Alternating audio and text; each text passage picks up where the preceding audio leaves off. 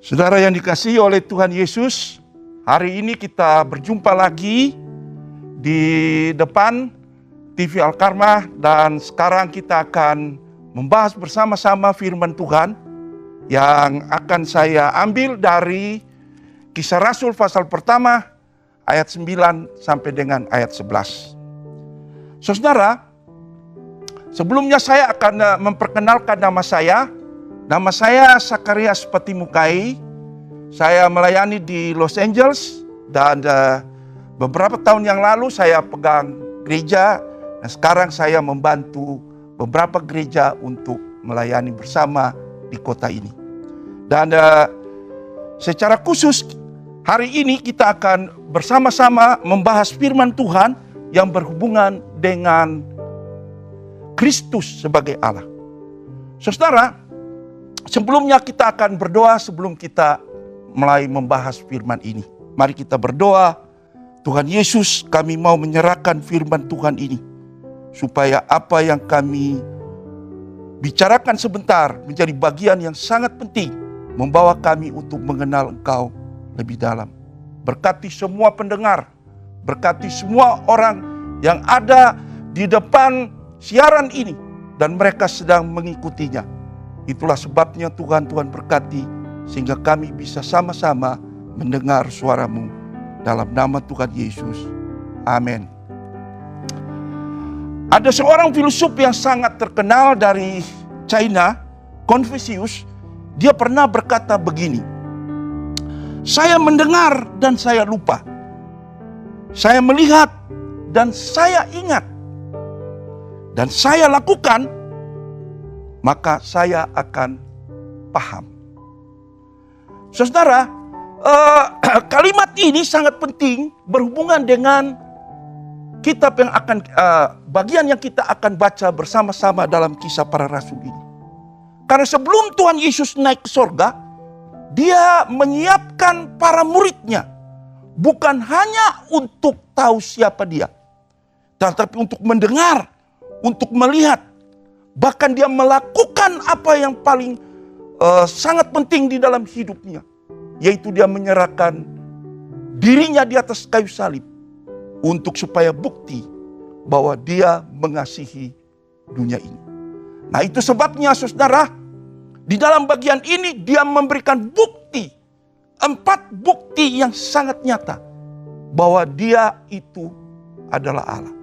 Kristus Yesus bangkit dan menjadi sesuatu yang bagian. Itulah di dalam sejarah gereja, maka bagian ini menjadi sangat penting sampai sekarang ini, di mana orang Kristen merayakan satu pesta yang paling besar. Dan pesta itu kita biasa rayakan dengan Paskah. Itulah sebabnya saudara, pada bagian ini kita akan membaca dan sekaligus kita akan meneliti bukti bahwa Kristus adalah Allah. Mari kita lihat sama-sama Kisah Rasul pasal pertama.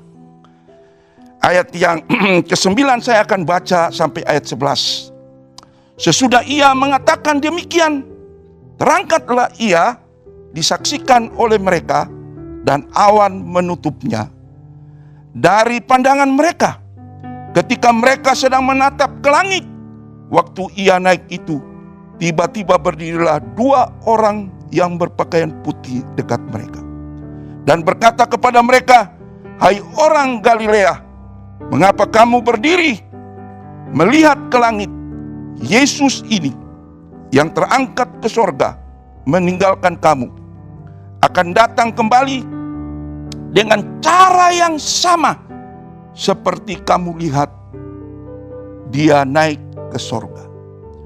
Saudara, firman Tuhan ini, di dalam firman Tuhan ini kita melihat bahwa Tuhan Yesus membuktikan dirinya sebagai Allah. Dan 4 bukti ini sangat penting. Saudara, 4 bukti ini berhubungan dengan hari atau waktu. Setiap manusia di dunia ini paling tidak mempunyai 2 hari yang paling besar di dalam hidupnya. Hari yang pertama yaitu hari kelahiran. Itulah sebabnya setiap hari kelahiran kita selalu menyanyikan happy birthday. Kita ingat bagaimana kita dilahirkan. Walaupun waktu itu kita mungkin belum tahu. Tetapi hari itu dirayakan. Dan hari kedua adalah hari yang sangat ditakutkan. Yaitu hari kematian. Setiap manusia, orang besar, pedagang yang kaya, atau orang yang pintar, filosof yang besar, tokoh nabi, semua dia akan berhadapan dengan dua hari yang besar ini. Tetapi saudara tahu, Tuhan Yesus mempunyai 4 hari yang tidak dipunyai oleh manusia siapapun. Dan 4 hari ini membuktikan bahwa dia adalah Allah. Hari yang pertama ialah yang kita baca hari ini, yaitu hari kebangkitan. Saudara tahu, di dalam ayat ini kita belajar dan melihat bahwa siapapun di dunia ini pasti mati. Kita lihat semua orang yang paling terkenal, tokoh-tokoh yang paling besar, nabi, orang-orang filosof, pintar, mereka semua mati. Hanya Tuhan Yesus yang punya hari kebangkitan. Dan hari itu membuktikan bahwa dia adalah Allah. Hari itu yang membuat gereja sepanjang zaman, orang percaya sepanjang zaman, mengangkat puji-pujian dan berkata, Yesus, Engkau hidup. Hari itu, hari ini tidak dipunyai oleh seorang apapun, nabi yang besar bagaimanapun. Tidak ada. Memang kitab suci Alkitab pernah mencatat ada orang-orang yang dibangkitkan. Seperti Lazarus, dia pernah dibangkitkan.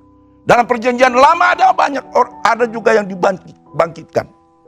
Tapi saudara tahu, semua orang yang bangkit dari antara orang mati, sesudah itu mati yang untuk selama-lamanya. Dia tidak punya hari kebangkitan. Dia tidak punya bukti, kata Konfusius.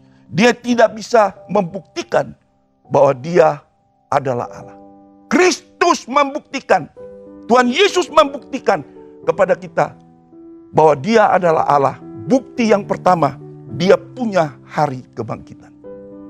Itulah sebabnya Paulus di dalam 1 Korintus pasal 15 dia berkata, jikalau Kristus tidak bangkit, sia-sialah iman kita. Tetapi jikalau Kristus bangkit, maka ada kebangkitan. Itulah berita Injil yang sangat penting. Sebab Kristus adalah Allah. Itu bukti yang paling nyata. Tidak ada seorang tokoh sejarah pun yang mati. Memang katanya ada orang yang pernah bangkit. Tetapi bangkit sesudah itu dia berkata, mudah-mudahan saya masuk surga. Tetapi Tuhan Yesus tidak berkata demikian. Di dalam ayat yang tadi yang kita baca, dia menegur para murid dan dia berkata, hei orang Galilea, mengapa kamu lihat ke atas? Lihat aku yang bangkit ini akan datang yang kedua kali. Itulah hari yang kedua. Hari yang kedua bukan hanya hari dia bangkit, tetapi hari Tuhan Yesus yang kedua, yaitu dia naik ke sorga. Semua orang yang paling hebat di dunia ini, siapapun, tidak ada orang di dunia ini yang punya hari kenaikan ke surga. Kita semua menjadi takut, hidup dengan penuh banyak keraguan, karena kita tidak punya kepastian. Hanya Tuhan Yesus yang punya hari kenaikan di surga. Itu sebab waktu dia hidup, dia pernah berkata kepada banyak orang, aku dan Bapa adalah satu. Dia berkata dalam Yohanes pasal 10, di rumah Bapakku banyak tempat. Aku akan pulang ke rumah Bapa. Di sanalah rumahku. Kristus punya bukti yang kedua. Bukti yang kedua, ia punya hari kenaikan. Nabi yang paling besar, pembawa agama, orang yang hebat, punya pengaruh, yang kaya bagaimanapun, tidak punya hari kenaikan ke surga. Jikalau Kristus naik ke surga, berarti pengikut orang percaya punya jaminan. Di balik sana ada sorga. Tuhan naik untuk menyiapkan itu. Sehingga dia berkata, aku tidak menyiapkan kalian sebagai yatim piatu. Sebab dia itu Allah. Itulah bukti yang kedua. Sejarah mencatat sampai sekarang begitu banyak orang mendiskusikan. Benarkah Yesus itu Allah? Saudara, saya mau kasih tahu kepada saudara hari ini. Bukti yang kedua ini. Bukti yang kedua ini membuktikan bahwa dia bukan ilmiawan. Dia bukan filosof. Dia bukan tokoh agama. Tapi dia adalah Allah yang datang membawa saudara.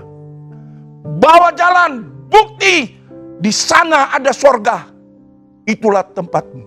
Dunia ini adalah tempat engkau merantau. Bukan tempat kekal. Di balik hal yang realita ini. Di sana Tuhan sedang menunggu kita. Dia bawa jalan ke tempat itu. Sehingga waktu dia hidup, dia berkata, akulah jalan, kebenaran dan hidup. Tidak seorang pun sampai ke sorga kecuali melalui aku. Sebab itu dia mengkhususkan hari supaya dia naik ke sorga. Untuk menjadi bukti nyata bagi kita.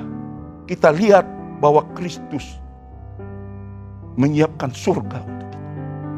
Tidak ada lagi pesan, mudah-mudahan, insya Allah, nanti kita masuk surga. No. Hari ini Tuhan Yesus proklamirkan kepada kita, aku naik ke surga, supaya menyiapkan tempat bagi Anda. Yang ketiga, bukti yang ketiga, Tuhan Yesus itu punya hari kedatangan. Dalam Kisah Rasul pasal 1, ayatnya yang ke terakhir dan bagian itu yang tadi kita baca. Ayat 11, dan berkata kepada mereka, hai orang Galilea, mengapakah kamu berdiri melihat ke langit? Yesus ini, bukan Yesus itu, bukan Yesus dari Meksiko, bukan Yesus dari Filipina, tapi Yesus ini. Yesus yang terangkat naik ke surga ini. Aku akan datang kembali dengan cara yang sama, kata firman Tuhan. Yang pertama, tadi katakan Tuhan Yesus punya hari kebangkitan. Yang kedua, Tuhan Yesus punya hari kenaikan. Tidak ada manusia siapapun yang punya hari ini kecuali Tuhan Yesus. Yang ketiga, jikalau yang pertama dan yang kedua sudah nyata, maka yang ketiga pasti dia akan datang kembali. Tuhan Yesuslah satu-satunya tokoh yang berkata, aku akan datang kembali untuk kedua kalinya. Second coming, aku akan datang kembali. Jikalau janji yang pertama dia genapi, janji yang kedua dia genapi, maka pasti janji yang ketiga dia genapi. Pertanyaan, sudahkah Anda ready? Siap, sebab hari ini pasti datang. Hari ini bukan sebuah cara untuk menakutkan dalam bidang agama. Hari ini adalah mulut dari Allah sendiri membuktikan jikalau Kristus tidak datang kedua kali, maka proklamasi dia sebagai Allah kehilangan semuanya. Itulah sebabnya saudara, hanya Tuhan Yesus yang punya hari kedatangan. Bukan hanya agama Kristen mengakui itu. Ada agama-agama lain juga mengakui bahwa akan datang Mesias. Akan datang Imam Mahdi. Akan datang tokoh yang lain. Akan datang Allah untuk yang kedua kalinya. Untuk menyelesaikan semua dunia ini. Supaya dunia ini menjadi bagian yang penting dalam milik daripada Allah. Dan siapa yang berani memproklamirkan itu? Hanya Kristus. Kristus berkata, aku akan datang kembali, bukan lagi di palungan. Aku datang kembali, bukan lagi di salib. Aku datang kembali, bukan lagi di Galilea. Aku datang kembali, bukan lagi di dalam gereja. Tetapi aku akan datang untuk menjadi hakim, untuk mengadili, untuk memberikan bukti. Inilah saya yang Anda salibkan. Inilah saya yang dipaku di atas kayu salib. Inilah saya yang menjadi bagian daripada penebusan dosa manusia. Anda tidak bisa akan lari. Kalau bukti yang pertama dia sudah kerjakan, bukti yang kedua sudah jelas, maka bukti yang ketiga adalah future. Jikalau hari ini saudara mendengar siaran ini, perhatikan baik-baik. Bacalah tanda-tanda dunia. Dunia ini sudah tidak lagi menjadi tempat yang nyaman bagi orang. Tapi dunia ini penuh dengan tawaran. Dan hari ini tawaran yang sangat penting datang kepada saudara hari ini. Paulus di dalam surat 1 Korintus pasal 15 ayat 1 sampai 11 dia tulis panjang lebar mengenai bukti-bukti ini. Sehingga dia berkata Kristus akan datang kembali. Dan itu bukan sebuah isapan jempol.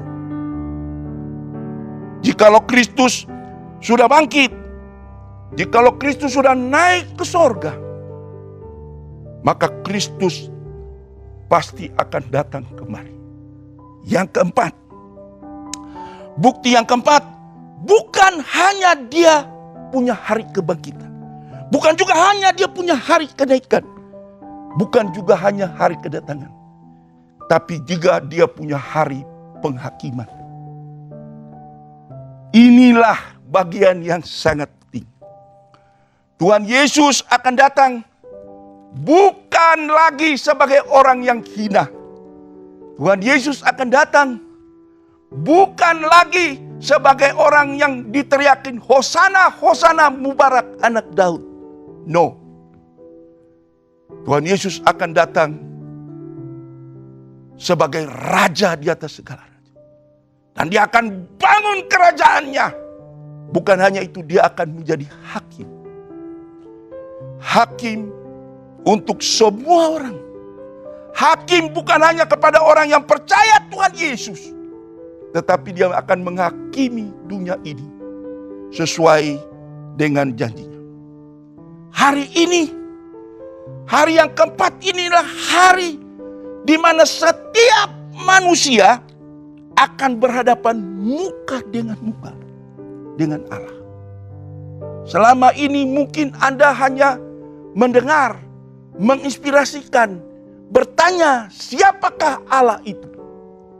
Tetapi pada hari kedatangan penghakiman, tidak lagi ada pertanyaan.